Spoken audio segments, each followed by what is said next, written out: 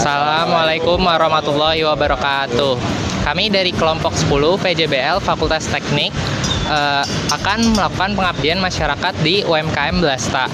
Di sini kami akan mengabdi masyarakat dengan topik bagaimana mengimplementasikan ERP di UMKM Blasta dengan menggunakan software Udo. Ion, owner dari Blasta.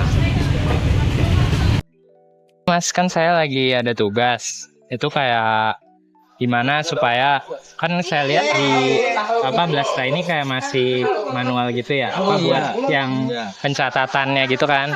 Nah, jadi kami di sini kayak mau kasih saran aja sih Mas, ya mungkin bisa diimplementasi atau enggak. Nah, jadi ada software gitu Mas, namanya Odo.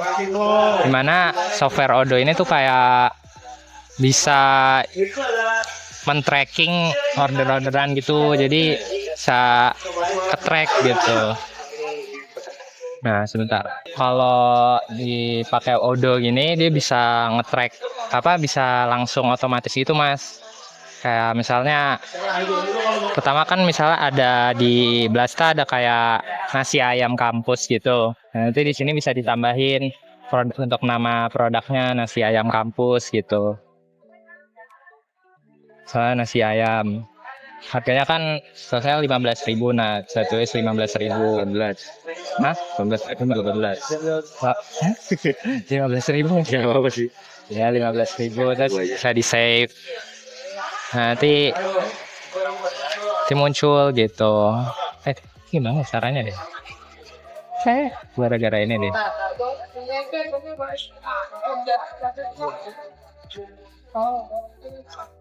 Si ayam.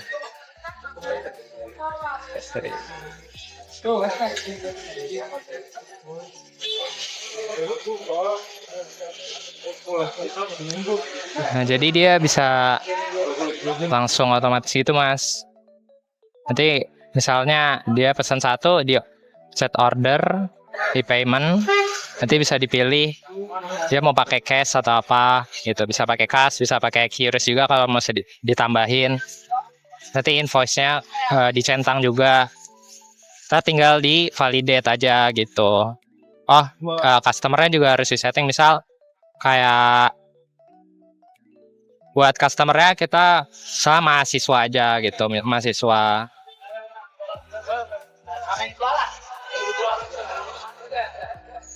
Nah terus tinggal di validate.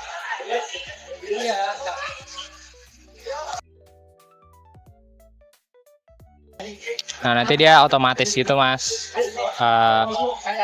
ada nomornya, jadi bisa tahu mana yang udah bayar, mana yang belum gitu sih. Nah nanti bisa langsung di print juga gitu. Dari kita sih gitu. Mungkin dari Masnya gimana? Ada tanggapan atau gimana? Kita ngomongin ini ya, target itu ya. Pertama gini, warung gue emang nggak gue kelola kayak profesional kayak gitu ya.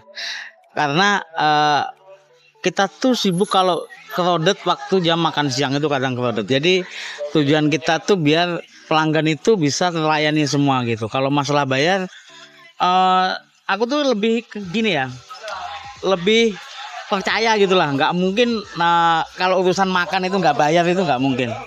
Karena di Indonesia itu yang haram cuma makanan. Jadi kalau makan itu nggak mungkin nggak bayar. Ini contohnya nih. Contoh nih.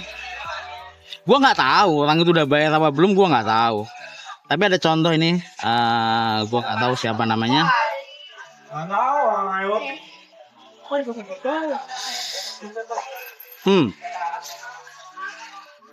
Bang, tadi beli nasi jeruk ayam geprek matah belum bayar. Total berapa tuh Bang? Tadi udah sempat foto kris, tinggal bayar doang ini, tuh kan? Kayak gitu. Jadi maksud gua gini, kalau gua pakai aplikasi gitu, pasti gua harus nambah admin. Pasti. Gua harus nambah admin kan. Orang lagi. Harus nambah. Gua nggak ngomongin gaji dulu. Tempat gua terlalu sempit juga. Terus alur kerjanya juga. Jadi gua sempet ya model kayak gini tuh, ada aplikasi yang mirip juga tuh Moka. Tahu Moka? intinya kayak Iya kayak tablet, kita beli tablet kayak iya udah komplit juga pembayaran. Bahkan nanti kan ada misalkan ini cash, ini QRIS, ini nanti misalkan yang masuk lewat online food misalkan kayak gitu kan. Sempat ditawarin dan bahkan sempat nyoba gitu lah. Maksudnya nyoba bukan di sini ya. Kita lihat orang kalau mau pesen harus order dulu. Nanti ngomongin bill ya. Satu bill itu nih, lo makan di restoran, di resto atau apa, satu bill berapa orang yang bayar? Satu orang. Kalau di sini tuh satu bill, Mas bayarnya sendiri ya, pasti kayak gitu. oh iya. Iya kan? Satu bill itu bayarnya dia bayar sendiri, dia bayar sendiri. Kayak gitu. Jadi antara input pesanan sama nanti pembayaran itu beda. Bang, 15.000 ya? Iya. Ini yang 14.000 QRIS ya, yang 3.000 cash ya. Biasa. Seperti itu. Jadi Bisa. iya. Karena kayak apa ya, warung gue tuh emang gue nggak bisa sih gue upgrade itu. Gue mikir ini, kalau gue sih pengen ya gue upgrade gitu biar lebih catching, lebih apa, tapi bebannya gue harus naikin harga jual karena gue udah pakai standar paling rendah gitu kan. Maksudnya dengan resbol dengan harga 15.000 itu mikirku ya ini menu kayak model warteg aja, cuman tak kemas gitu. Maksudnya tak kemas gitu.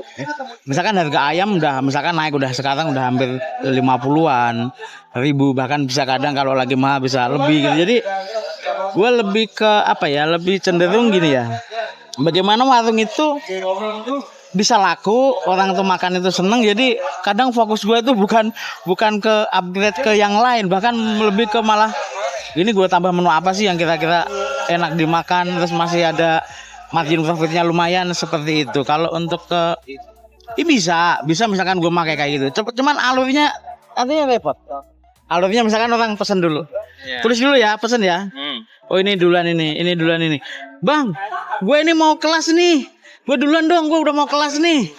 Bang, waduh nanti ya diambilnya. Kayak gitu. Jadi ada banyak variabel juga yang akhirnya gue mutusin ya udahlah, gue biarin aja lah kayak gini. Bahkan orang gue nggak pernah nanya dia udah bayar atau belum. Bener gue paling cuman ngira-ngira aja gini. Ini gue punya ayam nih, misalkan gue punya ayam 10 kilo nih.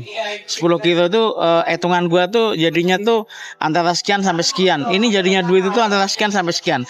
Asal berada di rank itu, jadi nggak harus pasti. Itu ya udahlah, aman lah. Seperti itu kadang gue. Tapi kerjaan bisa itu semuanya. Berarti untuk untuk saat-saat ini emang belum bisa diimplementasiin gitu ya? Gue pengen implementasi itu blasta malam. Jadi gue pengen kita jam 4 jam 5 tutup, kita mau buka warung malam. Itu bisa. Tapi tempat emang mau tak rubah dulu. Kalau siang emang gue fokusnya tuh ngelayanin orang, gimana orang bisa dapat makan dengan cepat, nggak terlalu lama ngantri. Fokus gue itu. Tapi kalau nanti kalau blasta malam kemungkinan bisa. Jadi lebih ke nongkrong gitu ya. Jadi menu minuman masuk segala macam. Gue udah riset minuman segala macam sih udah. Jadi tinggal implementasi aja.